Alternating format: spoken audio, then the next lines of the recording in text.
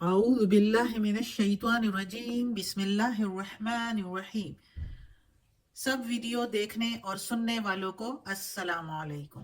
ہمارے چینل کے پیارے ویورز، آج ہم تلاوت کریں گے سورہ ہود کی آیت نمبر 114، 115 اور 116، یعنی کہ 114، 115 اینڈ 116 انشاءاللہ تلاوت کریں گے ترجمہ کے ساتھ اور تفسیر کے ساتھ۔ تو چلے شروع کرتے ہیں آج کا سبق، لیکن شروع کرنے سے پہلے چینل کو سبسکرائب کریں، بیل نوٹیفیکیشن کو آن کریں تاکہ اگلی ویڈیو آپ کو آسانی سے ملتی رہے، اور ہو سکے تو شیئر بھی کریں تاکہ زیادہ سے زیادہ لوگ دیکھیں، آپ کو بھی زیادہ ثواب ملے اور مجھے بھی۔ تو چلیں اب شروع کرتے ہیں آج کا سبق۔ اعوذ باللہ من الشیطان الرجیم بسم اللہ الرحمن الرحیم۔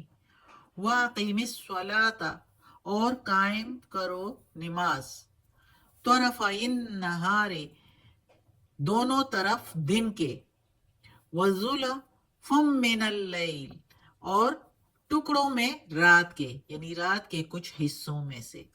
ان الحسنات، بے شک نیکیاں، یذہبن السیئات، بے شک نیکیاں دور لے جاتی ہے برائیوں کو۔ ذالک ذکر للذاکرین، یہ یادگاری ہے یاد رکھنے والوں کے لیے۔ ذالک کے میننگ وہ ذکر یادگاری یا نصیحت، اور للذاکرین نصیحت کرنے والے یا یاد کرنے والے، رکھنے والے۔ تو نصیحت ہے نصیحت کرنے والوں کے لیے، نصیحت پکڑنے والوں کے لیے، اور یا یادگاری ہے یاد رکھنے والوں کے لیے۔ تو اس آیت میں اب اللہ تعالیٰ نماز کی بات کر رہا ہے کہ نماز جو ہے وہ قائم رکھا کرو۔ یعنی اس سے پہلی آیتوں میں اللہ تعالیٰ نے، اس سے پہلی آیت میں اللہ تعالیٰ نے کہا کہ کافروں اور گناہگاروں کے زیادہ نزدیک نہ جاؤ، اور ان کی زیادہ عزت اور تکریم نہ کرو، ان کی طرف زیادہ نہ جھکو۔ سب سے بڑی بات ترکنو، یعنی نہ جھکو ان کی طرف۔ تو اس میں اللہ تعالیٰ نے کہا کہ اگر تم زیادہ ان کی طرف جھکو گے، دوستی کرو گے، تو آگ کہیں تم لوگوں کو نہ لگ جائے، ان کی آگ، ان کی برائیوں کی آگ۔ ظاہر ہے وہ ایک پوائنٹ ہے ادھر کہ وہ جو برائیاں کرتے ہیں تو ظاہر ہے ان کے ساتھ رہ کر تم برائی کرنے لگو گے تو ان کی طرح آگ تمہیں بھی لگ جائے گی۔ اب اس طرح اس آیت میں اللہ تعالیٰ کہتا ہے کہ لوگوں کی طرف نہ جھکو، اللہ کی طرف جھکو، اللہ کی طرف جھکو اور اللہ کی عبادت کرو، اور نماز قائم کرو دن کے دونوں اطراف، دن کے دونوں طرف۔ یعنی فار ایگزامپل دن کے دونوں طرف کون سے ہیں؟ ایک فجر کا ٹائم ہے، اور دوسرا عصر یا مغرب کا ٹائم، اور پھر رات کے کچھ ٹکڑوں میں تو اس میں عشاء کی بھی اور تہجد کی بھی نمازیں آ جاتی ہیں۔ تو اللہ تعالیٰ نے فرمایا ہے کہ نماز قائم رکھو، کیونکہ نماز ایسی چیز ہے جو برائیوں سے روکتی ہے اور بندے کو نیکی کی طرف راغب کرتی ہے۔ ظاہر ہے ایک بندہ نماز پڑھتا ہو باقاعدگی سے، تو جب کوئی برائی کا کرنا ہو تو وہ ایک سوچے گا کہ میں اتنی نمازیں پڑھ رہا ہوں، اللہ کی عبادت کرتا ہوں، تو اب برائی کروں گا دوزخ میں جانے کے لیے، تو وہ ضرور یہ سوچے گا جو نماز پڑھے گا، خشوع سے، عاجزی سے نماز پڑھے گا۔ تو اس لیے اللہ تعالیٰ نے کہا کہ نماز قائم رکھو اور رات کے ٹکڑوں میں عاجزی کے ساتھ اللہ کے آگے جھکو۔ تو وہ ضرور سوچے گا، اس لیے نماز جو ہے وہ برائیوں سے روکتی ہے۔ تو اللہ تعالیٰ نے زیادہ تر کہا ہے کہ نماز قائم رکھو، بار بار اللہ تعالیٰ کہتا ہے، اور خود ہی انسان نماز میں یہی کہتا ہے کہ یا اللہ میری مدد فرما اور غلط کاموں سے بچا۔ یعنی نماز میں خود ایک دعا ہے کہ اللہ تعالیٰ ہی کی عبادت کرتا ہوں، اللہ تعالیٰ سے ہی مدد مانگتا ہوں، اور سیدھے راستے کی طرف لے کر جاؤ، یہودیوں اور نصرانیوں کے راستے سے اللہ بچائے، گمراہی کے راستے سے اللہ بچائے۔ تو یہی دعا ہے نا کہ برائیوں سے مجھے روکے اللہ تعالیٰ، بچائے۔ تو اس لیے اللہ تعالیٰ کہتا ہے کہ نماز قائم رکھو، اللہ کی طرف جھکو، لوگوں کی طرف نہ جھکو۔ اور پھر اللہ تعالیٰ کہتا ہے کہ نیکیاں جو ہے وہ برائیوں کو دور کر جاتی ہے. جو نیکیاں کرتے ہیں تو ان سے برائیاں دور ہو جاتی ہیں. ظاہر ہے جو نیکیاں کرے اس کی برائیاں اللہ تعالیٰ معاف کر دیتا ہے، اور جو نیکیاں اختیار کرے تو اس سے برائیاں خود ہی چھوٹ جاتی ہے. اور اللہ تعالیٰ کہتا ہے کہ یادگاری ہے، یہ یادگاری ہے یاد رکھنے والوں کے لیے. یعنی اللہ کی یاد جو ہے جتنی کرو گے، اللہ کا ذکر کرو گے تو زیادہ ثواب ملے گا. اللہ کی فرما برداری ہوگی اور اللہ کے آگے عاجزی ہوگی، تو جتنی اللہ کا ذکر جتنا کریں گے تو اتنا ہی ہمیں ثواب ملے گا اور اتنا ہی ہم برائیوں سے بچے رہیں گے. اگلی آیت ہے وَصْبِرْ، اور صبر کر. فَإِنَّ اللَّهَ، پس بے شک اللہ، لا یضیع، نہیں ضائع کرتا، اجر المحسنین، ثواب نیکی کرنے والوں کا.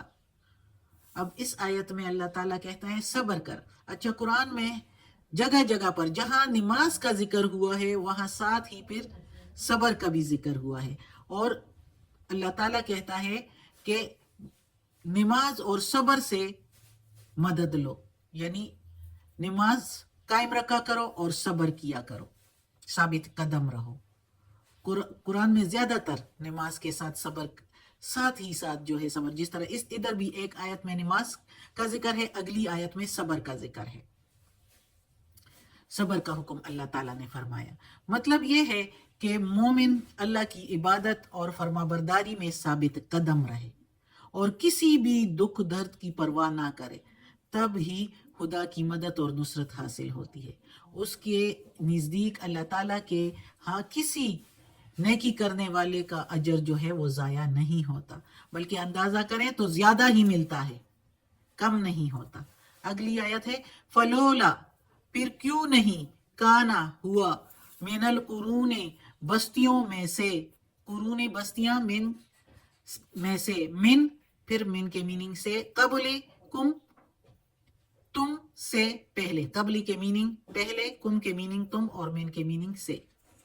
کیوں نہ ہوئے بستیوں میں سے تم سے پہلے، اولو رہنے والے، بقیتن باقی، یعنی سمجھدار باقی یا نیکی کرنے والے باقی، بقیتی ینہونا رہنے والے باقی، سمجھدار باقی جو منع کرتے، ینہونا منع کرتے، عن الفساد فساد سے، فی الارض زمین میں، الا مگر، قلیلا ممن انجینا منہم مگر تھوڑے سے اس میں سے جن کو بچایا یا نجات دے دی ہم نے ان میں سے. اللہ کے میننگ مگر، قلیلم کے میننگ تھوڑے سے، ممن اس میں سے جن کو، انجینا بچایا یا نجات دے دی ہم نے، منہم ان میں سے، واتبع اور چلے، الذین جو، ظلموا ظالم تھے، ما اترفوا فیہ جو عیش میں رہے اس میں سے، اور چلے ظالم لوگ اس میں سے جو عیش میں رہے، وکانوا مجرمین اور تھے وہ گناہگار. یعنی جو ظالم تھے وہی راہ چلے جو عیش کی راہ تھی، اور وہ تھے ہی گناہگار. اب اس آیت میں اللہ تعالیٰ کہتا ہے محمد صلی اللہ علیہ وآلہ وسلم کی امت کو کہ ان میں نیکی کا حکم دینے والے یا نیکی کی ہدایت دینے والے اور برائی سے منع کرنے والے زیادہ موجود رہنے چاہیے، کیونکہ پچھلی قومیں اس لیے تباہ ہوئی کہ عام طور پر لوگ عیش اور عشرت کے نشہ میں چور ہو کر گناہ کرتے رہے، اور بڑے با اثر آدمی بھی جن میں کوئی خیر باقی رہا تھا انہوں نے بھی منع کرنا چھوڑ دیا. اسی طرح کفر اور نافرمانی جو ہے وہ، اور کفر نافرمانی اور ساتھ ظلم بھی دنیا میں اتنا پھیل گیا کہ دنیا کا نظام ہی بگڑ گیا، دنیا کا پورا نظام ہی بگڑ گیا، اور اس کو سنوارنے والا کوئی بھی نہیں تھا. چند گنتی کے لوگ تھے، ان کے کہنے سے کوئی نہیں مان رہا تھا، تبھی ان لوگوں پر پھر عذاب آیا. جب نیکی کا حکم دینے والے کم رہ گئے اور برائیاں کرنے والے زیادہ ہو گئے تو پھر ان پر اللہ کے عذاب آئے. جتنی بھی قومیں پچھلی باقی گزر چکی ہیں اور ہلاک ہوئی ہیں تو ان میں سے یہی تھا. تو وہی اللہ تعالیٰ کہتا ہے کہ اللہ کسی پر ظلم نہیں کرتا. جب ادھر کے رہنے والے ظالم ہو جاتے ہیں، خود ہی برائیاں کرتے ہیں، تو اپنے اوپر خود ہی ظلم کرتے ہیں. پھر اللہ تعالیٰ جو ہے ان تھوڑے لوگوں کو بچا لیتا ہے، اور جو بھی برے لوگ، جو قوم جو ہے وہ بری ہوتی ہے، اپنے گناہوں میں جو ہے ڈوب جاتی ہے، تو اللہ ان پر پھر عذاب لے آتا ہے. اور اپنے جو چند لوگ، گنتی کے لوگ اگر وہ اچھے ہوں اور نیکی کی ہدایت بھی دیتے ہوں، یہ نہیں کہ خود ہی اچائی کریں اور کسی اور کو منع نہ کریں. اگر وہ خود اچائی کریں اور کسی اور کو منع نہ کریں تو وہ بھی ان برے لوگوں میں شامل ہو جاتے ہیں اور عذاب ان پر بھی آ جاتا ہے. لیکن جتنی قومیں بھی پچھلی گزری ہیں، جیسے لوط کی قوم، شعیب علیہ السلام کی قوم، ہود علیہ السلام کی قوم، صالح علیہ السلام کی قوم، ادھر جو نیک لوگ تھے تو اللہ نے ان کو بچایا، کیونکہ انہوں نے اسلام کی دعوت دی، اللہ کے احکامات لوگوں تک پہنچائے. لیکن لوگوں نے نہیں مانا. جنہوں نے نہیں مانا تو ان پر عذاب آیا، اور دوسروں کو جو نیک لوگ تھے ان کو اللہ نے بچایا. تو یہ وہی باتیں اللہ تعالیٰ اس آیت میں کر رہا ہے. اللہ ہمیں بھی توفیق دے، کیونکہ اللہ ہمیں بتا رہا ہے کہ تم لوگ ان کی طرح نہ بنو، ورنہ تم لوگوں پر بھی عذاب آ جائے گا. تو اللہ ہمیں بچائے برے کاموں سے، اللہ نیکی کی ہدایت دے. اللہ ہمیں توفیق دے اس قرآن مجید کا ترجمہ مکمل کرنے کی اور اس پر عمل کرنے کی توفیق دے. یا اللہ، یا پروردگار، یا رب العالمین، یا مالک یوم الدین، یا اللہ کل شین قدیر. یا اللہ، یہ تیرے کلام قرآن مجید کی تلاوت کی ہے ترجمہ اور تفسیر کے ساتھ. یا اللہ، اس کے زیر زبر پیش میں تلفظ میں کوئی غلطی ہوئی ہو تو معاف کر دینا. یا اللہ، تو معاف کرنے والا مہربان ہے. یا اللہ، یا پروردگار، یا رب العالمین، ہمیں عافیت والے معاملات دے. ہماری بیماریاں، تکالیف، پریشانیاں اور برائیاں ہم سے دور کر دے. یا اللہ، ہمیں اپنے نیک اور صالح لوگوں میں شامل کر دے. آمین.